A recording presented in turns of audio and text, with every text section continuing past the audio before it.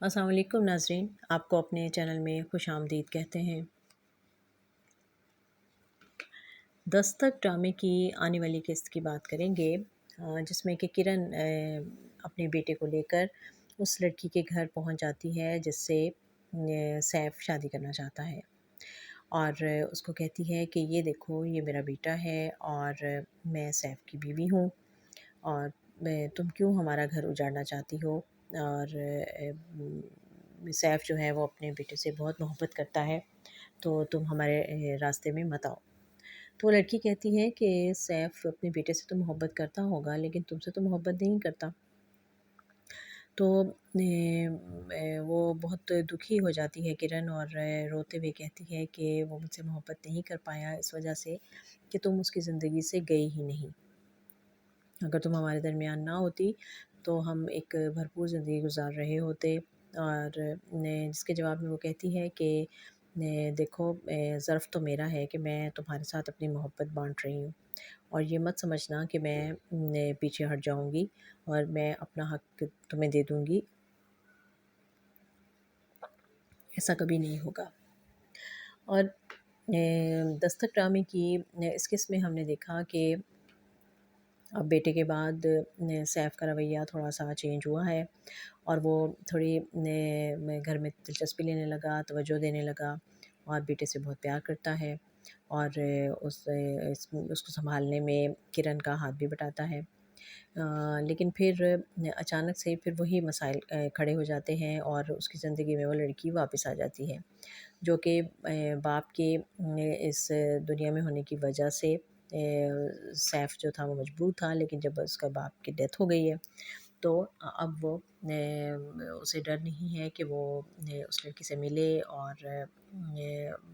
اپنی محبت کا اظہار کرے۔ اور اب پھر وہی وہ گھر میں دیر سے آنے لگا ہے، اور پھر ایک دن جب اس کے بیٹے کی طبیعت بھی ٹھیک نہیں ہوتی تو کرن بار بار اس کو کال کرتی ہے، لیکن وہ توجہ نہیں دیتا، کال نہیں اٹھاتا۔ جب دیر سے گھر واپس آتا ہے تو ماں بھی پریشان ہے بیٹے کو لے کر، تو کہتی ہے کہ تم کہاں تھے، اتنی تمہیں کالیں کی، بیٹا تمہارا ٹھیک نہیں ہے۔ تو وہ کہتا ہے کہ میں آفس میں مصروف تھا، اور آپ کیوں مجھے بار بار کال کر کے پریشان کرتی رہتی ہیں، میرا وہاں بھی کام ضروری ہوتا ہے۔ اور کرن کو اندازہ ہوتا ہے کہ اس کا رویہ کچھ بدلا ہوا ہے، اور پھر وہی ہوتا ہے کہ رات کے وقت وہ بھی اس کو بار بار کالیں آنے لگتی ہیں، اور وہ موبائل میں اس کا نام بھی دیکھ لیتی ہے اس لڑکی کا، اور پھر وہ اس سے بات بھی کرتی ہے، اور وہ پھر وہی بات اس کو کہتا ہے کہ میں تنگ آ گیا ہوں تم سے، اور تم زبردستی مجھ پر مسلط ہوئی تھی، اور میں تو اس سے ہی پسند کرتا تھا، اور ہماری 5 سال کی محبت ہے اور میں اس کو نہیں چھوڑ سکتا۔ اور اسی دوران ایک دن اس کو سیف کی دوست کا بھی فون آتا ہے، اور وہ پہلے تو حیران ہوتی ہے کہ اس وقت آپ کیسے مجھے کال کر رہے ہیں، کوئی ضروری کام ہے؟ تو وہ کہتا ہے کہ اصل میں مجھے یہی بتانا ہے کہ سیف جو ہے وہ اپنی اسی گرل فرینڈ کے ساتھ اس نے ملنا شروع کر دیا ہے، اور وہ دونوں شادی بھی کرنا چاہتے ہیں، اس لیے میں آپ کو انفارم کرنا چاہتا تھا۔ جس پہ کرن پریشان ہو جاتی ہے اور کہتی ہے کہ میں کیا کروں، مجھے تو کچھ سمجھ میں نہیں آ رہا، اور پھر وہ اپنی ساس کے پاس جاتی ہے اور اس سے دو ٹوک بات کرتی ہے کہ آپ نے زبردستی میری شادی مجھ سے شادی کرنے پر سیف کو راضی کیا تھا۔ تو ماں کہتی ہے کہ نہیں، ایسا تو کچھ نہیں تھا۔ وہ کہتی ہے کہ نہیں، وہ مجھ سے کہہ چکے ہیں کہ وہ مجھ سے زبردستی شادی ہوئی ہے ان کی، اور انہیں مجھ میں کوئی دلچسپی نہیں ہے، اور وہ اپنی اسی پرانی محبت، 5 سالہ محبت کو نہیں بھولے ہیں، اور وہ اس سے دوسری شادی کر رہے ہیں، اور اگر انہوں نے دوسری شادی کر لی تو میں اپنے بیٹے کو لے کر یہاں سے چلی جاؤں گی، اور میرا ان سے کوئی تعلق نہیں ہوگا۔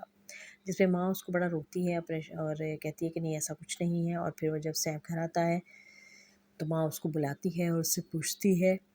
کہ کیا مسئلہ ہے، اور یہ میں کیا سن رہی ہوں؟ تو وہ کہتا ہے کہ دیکھیں ماں جی، میں نے آپ کے اور بابا کے مجبور کرنے پر یہ رشتہ تو کر لیا تھا، لیکن میری محبت سے میں وہی ہے، اور وہ میری زندگی میں آئی ہے تو مجھے ایسا لگتا ہے کہ جیسے میں دوبارہ سے زندہ ہو گیا ہوں، اور میں اپنی مرضی سے زندگی گزارنا چاہتا ہوں، اس لیے آپ کو کوئی اعتراض نہیں ہونا چاہیے، میں شادی کر رہا ہوں، کوئی غلط کام تو نہیں کر رہا ہوں، اور پھر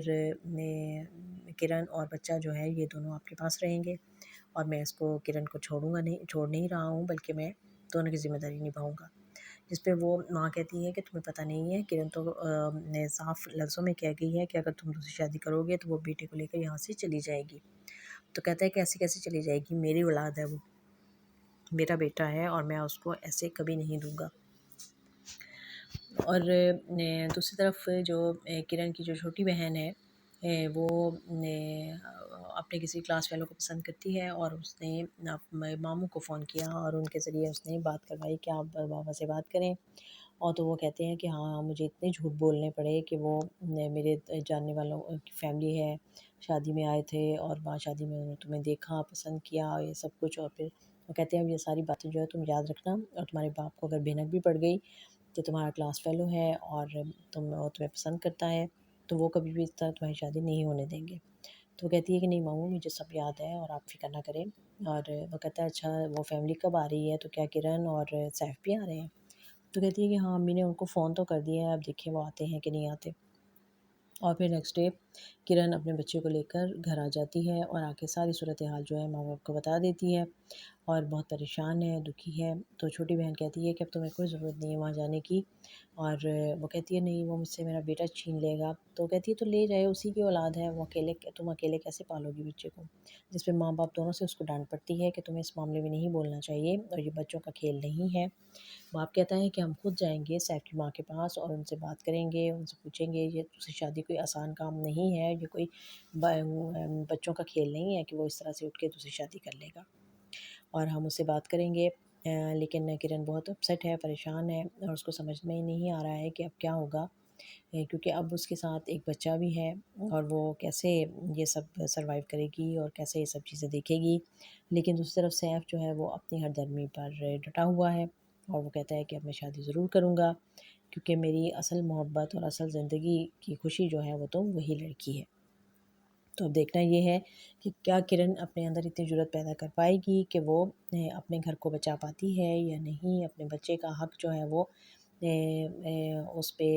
اس کو دلا پائے گی، اور کیا اس کے باپ کی محبت جو ہے وہ بڑھ جائے گی۔ تو یہ سب دیکھنے کے لیے ہمیں اس کی آئندہ آنے والی قسطوں کو دیکھنا ہوگا۔ دیکھتے رہیے یہ خوبصورت ڈرامہ دستک۔